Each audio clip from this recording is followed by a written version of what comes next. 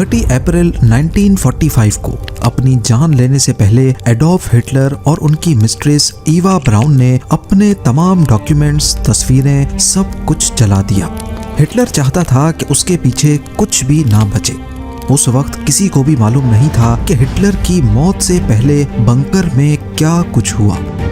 Bunker का माहौल कैसा था? हिटलर ने अपनी मौत से सिर्फ 24 घंटे पहले ही ईवा ब्राउन से शादी क्यों की? अपनी जिंदगी के आखिरी 10 दिनों में हिटलर के कौन से करीबी साथी ने उसको धोखा दिया? वो फैसला कब हुआ जिसमें उन्होंने अपनी जान लेने का प्लान बनाया? और सबसे बढ़कर वो कौन सी चीज थी जिसकी वजह से अलाइड फोर्सेस को ये मालूम पड़ा कि ये डेड बॉडी हिटलर की ही है? हिटलर की मौत के सिर्फ 10 दिन पहले नाज़ी जर्मनी का सपना जो कभी दुनिया पर हुकूमत करने के लिए देखा गया था, अब सिर्फ एक ख्वाब बन चुका था। हिटलर की एम्पायर जो कभी दुनिया की सबसे ताकतवर एम्पायर्स में से एक थी और जो वेस्टर्न पावर्स के गले की हड्डी बनी हुई थी, अब अपने आखिरी पल गिन रही थी। बर्लिन जो हिटलर का ख्वाब और ताकत का मरकज था, मलबे का ढेर बन चुका था। हर तरफ तबाही, डर और मौत का मंजर था। अलाइड फोर्सेस के बॉम्ब्स हर तरफ बरस रहे थे और रेड आर्मी सिर्फ 100 किलोमीटर दूर थी। हिटलर जो अपने शिकार का ही निशाना बनने वाला था, अब एक बंकर के अंधेरे में छुपा हुआ था। एक ऐसा बंकर जो बर्लिन में ब्रेंडेनबर्ग गेट के पास जमीन के 7 मीटर नीचे बना था। ये कोई मामूली बंकर नहीं था, बल्कि इसको एल्बर्ट स्पीर जो हिटलर का पर्सनल आर्किटेक्ट था, उसके डिजाइन के हिसाब से बहुत मजबूत और बॉम्ब प्रूफ बनाया गया था।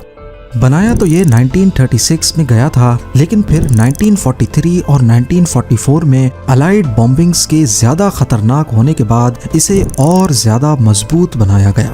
इस बंकर को जर्मन लैंग्वेज में फ्यूहा बंकर कहा जाता था।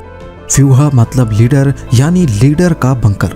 यही वो बंकर था जहां पूरी दुनिया पर अपनी हुकूमत का ख्वाब देखने वाला एडोल्फ हिटलर छुपा था और यहीं पर इसने अपनी जिंदगी के आखिरी दिन गुजारे।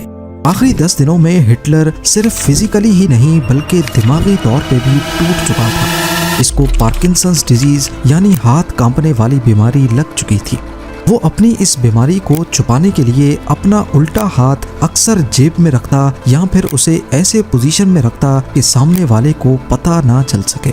आखिरी 10 दिनों में उसका हाथ लगातार कांपता था और उसे चलने में भी मुश्किल होती थी। डॉक्टर्स का कहना था आखिरी 10 दिनों में हिटलर का चेहरा इतना सफेद और थका हुआ था कि वो अपनी एज से 10-15 साल बड़ा लगने लगा। इन दिनों में जो भी ऑफिसर्स उससे मिलते वो उसकी गिरती हुई हेल्थ कंडीशन देखकर चौंक जाते थे।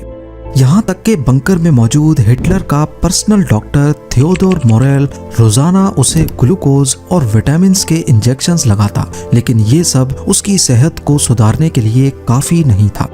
हिटलर का अपने हाथ पर काबू खोना उसके गिरते हुए मोराल का सबसे बड़ा सबूत था। बंकर में रोजाना का रूटीन इंतहाई बोरिंग था। रोज सुबह एक मिलिट्री मीटिंग होती जिसमें उसके जनरल्स उसे बर्लिन के हालात के बारे में आगाह करते। बर्लिन पर से अपना कंट्रोल आहिस्ता आहिस्ता खोने की खबरें हिटलर को फ्रस्ट्रेट कर रही थी। हिटलर की नेचर में डिस्ट्रस्ट शामिल था, यानी वो किसी पर भी आसानी से भरोसा नहीं करता था। यही वजह थी कि अपने आखिरी दिनों में भी वो इस बात को लेकर परेशान रहता कि कहीं उसका कोई जनरल उसे धोखा ना दे दे, और हकीकत में भी आगे चलकर कुछ ऐसा ही हुआ। आखिरी दिनों में जब सब लोग बंकर से भागने की सोच रहे थे, तब ईवा ब्राउन ने हिटलर का साथ दिया।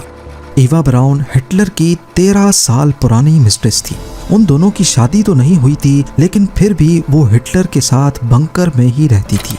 एक्सपर्ट्स का कहना है कि बंकर में हिटलर के साथ रहना ईवा ब्राउन की ही जिद थी और शायद हिटलर की कमजोरी की वजह भी यही थी। ईवा एक रोमांटिक और जज्बाती लड़की थी जो आखिर तक हिटलर के साथ रहना चाहती थी।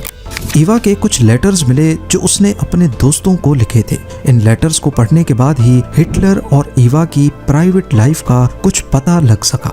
ईवा की जिंदगी का मकसद ही हिटलर के साथ रहना था। अपने एक लेटर में उसने लिखा था कि ये जगह बहुत डरावनी है, लेकिन मैं यहाँ खुश इस वजह से हूँ क्योंकि हिटलर मेरे साथ है। बंकर के अंदर ईवा के दिन का रूटीन बहुत ही लिमिटेड था।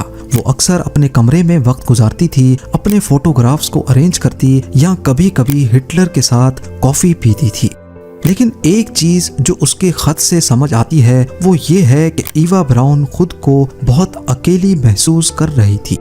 ये खत सिर्फ ईवा की मोहब्बत और वफादारी नहीं दिखाता, बल्कि उसके अंदर का डर और अकेलापन भी दिखाता है। बंकर के बाहर के हालात की बात की जाए तो आखिरी 10 दिनों में बर्लिन एक जंग का मैदान बना हुआ था।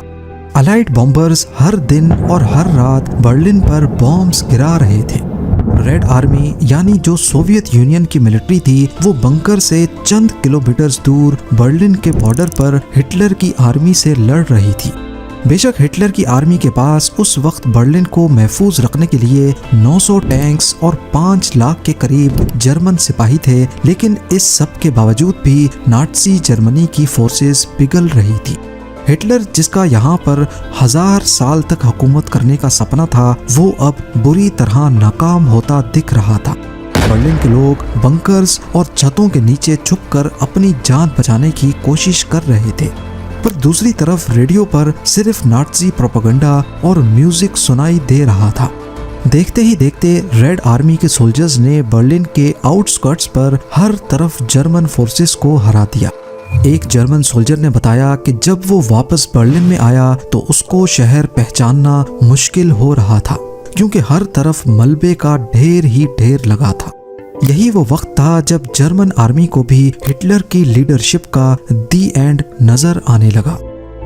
हिटलर की मौत के कुछ दिन पहले एक और ड्रामा अनफोल्ड हुआ।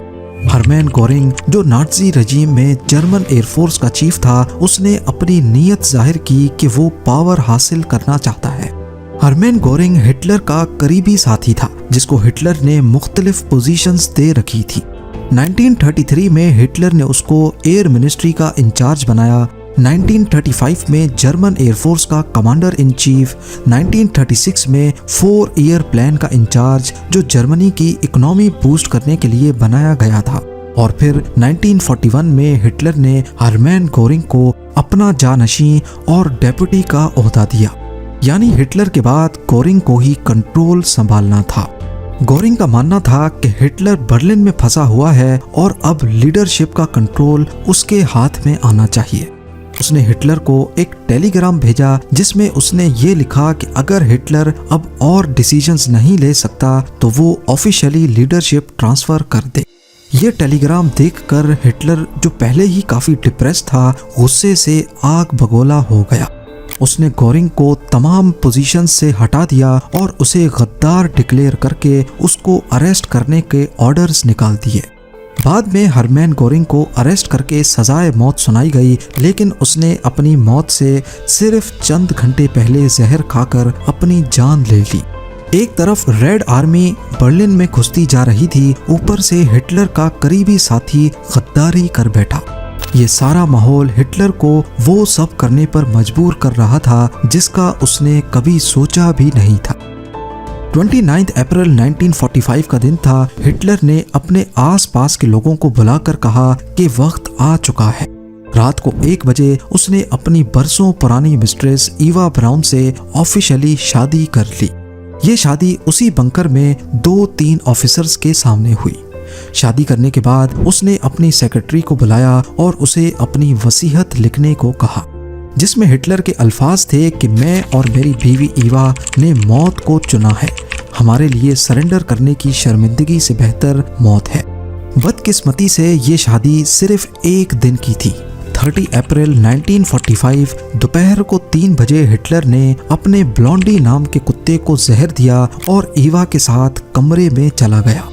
शादी के ठीक 24 घंटों के बाद दोनों ने कमरे में ही अपनी जिंदगी खत्म कर ली। हिटलर ने पिस्टल से अपनी जान ली, जबकि ईवा ने साइनाइड कैप्सूल खाकर मौत को गले लगा लिया। बंकर के स्टाफ को पहले से इंस्ट्रक्शंस थी, लिहाजा वो दोनों की बॉडीज को सहन में ले गए और उनको आग लगा दी। हिटलर अपने पीछे कोई निशान नहीं छोड़ना चाहता था। मौत से पहले उन दोनों ने डॉक्यूमेंट्स और अपनी तस्वीरें जलाईं और आखिर में खुद को भी जलाने का ऑर्डर दिया। ये सब जाहिर करता है कि हिटलर मरते दम तक भी अपने आप को अपने शिकार के हवाले नहीं करना चाहता था। यहाँ तक कि सोवियत सोल्जर्स उसकी बॉडी पर कब्जा करके दुनिया को ट्रॉफी के तौर पे भी ना दिखा सकें, इसी वजह से उसने अपनी बॉडी जलाने का ऑर्डर दिया था। जब रेड आर्मी बंकर में पहुंची तो उन्हें सिर्फ जले हुए रिमेन्स मिले, पर ये हिटलर के थे, ये काफी जांच पड़ताल के बाद पता चला जब उन्होंने हिटलर के दांत के सैंपल्स लिए। हिटलर को डेंटिस्ट के पास जाने से सख्त नफरत थी, लिहाजा उसने एक बहुत यूनिक सोने का ब्रिज बनवाया हुआ था जो उसके टूटे हुए दांतों को कवर करता था। इसी ब्रिज से हिटलर की बॉडी आइडेंटिफाई हो सकी।